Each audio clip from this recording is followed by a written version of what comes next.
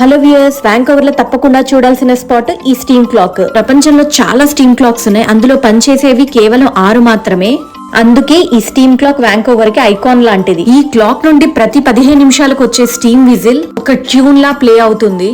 అందుకే ఇది tourist attraction spot. ఈ క్లాక్ ని 1977లో రేమండ్ సాండర్స్ అనే అతను నిర్మించారు. క్లాక్ కి 4 వైపులా టైం డిస్ప్లే అవుతుందండి. ఈ క్లాక్ కింద హాట్ స్టీమ్ పైప్స్ ఉంటాయి, దాని నుంచి ఆవిరి పైకి వస్తుంది.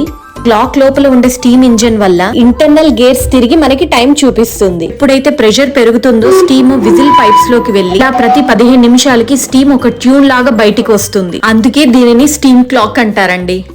మీకు నిజం చెప్పాలంటే ఇది పూర్తిగా స్టీమ్ తో నడవదండి, కొన్ని మెకానికల్ పార్ట్స్ కూడా ఉన్నాయి. కానీ స్టీమ్ బయటకు వచ్చే విధానం వల్ల అందరూ దీన్ని స్టీమ్ క్లాక్ అని పిలుస్తారు. మేము అడగకుండానే ఒక స్ట్రీట్ వెండర్ మా పాపకు ఒక సర్ప్రైజ్ ఇచ్చారండి. ఫోటోని వింటేజ్ న్యూస్ పేపర్ స్టైల్లో తీసిచ్చేసరికి తన ఎగ్జైట్మెంట్ మామూలుగా లేదు.